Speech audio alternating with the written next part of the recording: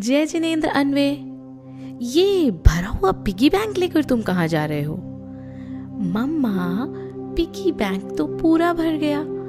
अब मैं सोच रहा हूँ इसकी सारी मनी निकाल लूं। लेकिन तुम इन सब पैसों का करोगे क्या?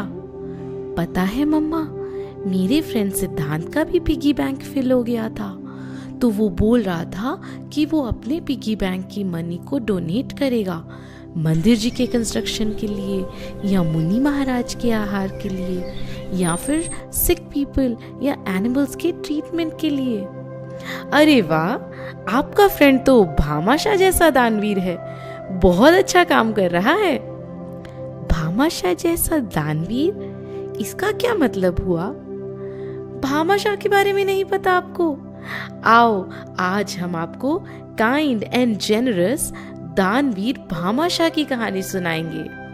Bhamashah is a very well respected and very well known figure in history. You know why?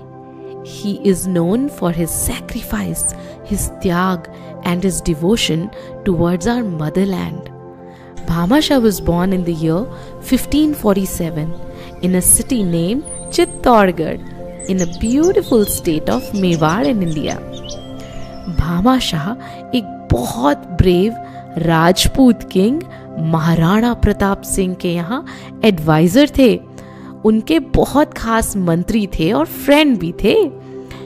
उस टाइम पे मेवाड़ स्टेट पर मुगल डायनेस्टी के इन्वेडर्स ने अटैक कर दिया था। Maharana Pratap was fighting with Mughals to save his motherland, but unfortunately Mughals won this war और उन्होंने मेवाड़ को कैप्चर कर लिया। महाराणा प्रताप ने सोचा कि मेरी लाइफ ही क्यों ना चली जाए, मगर मैं इन क्रूअल मुगल्स के आगे कभी सरेंडर नहीं करूंगा। He resolved to save his country and his culture until his last breath.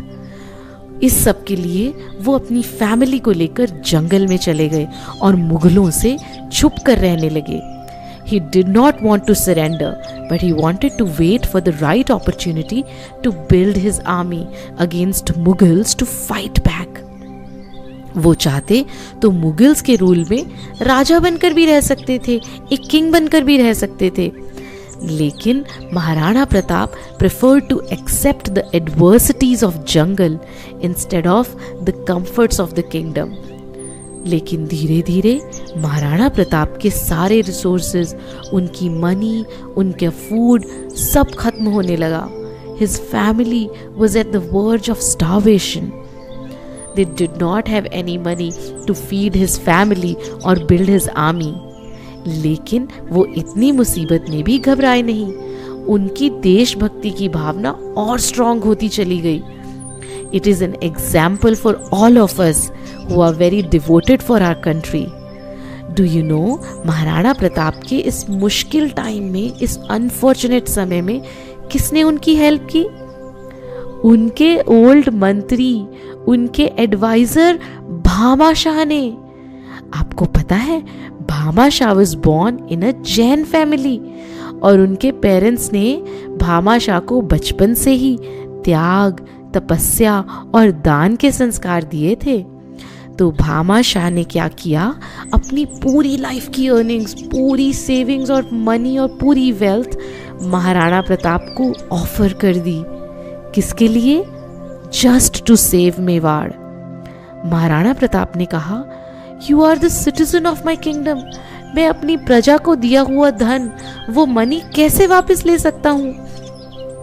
Bhamashah ने मुस्कुराते हुए कहा कि महाराज, ये वेल्थ, ये सारा पैसा तो देश का ही है और मैं अपने देश के लिए, अपनी कंट्री के लिए ही तो समर्पण कर रहा हूँ। भामाशाह ने कहा कि ये कैसे हो सकता है कि मैं कंफर्ट्स में रहता रहूं और मेरे राजा, मेरे किंग जंगल में रहें और मेरी सारी प्रजा मुगल्स के रूल में सफ़र करे। So he insisted Maharana Pratap to accept his wealth in the service of the country. You know how much wealth did Bhamashah donate to save Mewar? Well, that wealth was so much that it could pay off 20,000 soldiers for 14 years. Maharana Pratap ने भामाशाह की money को accept किया and he formed his army. Bhamashah के दिए दान की help से पूरी सेना तैयार की गई।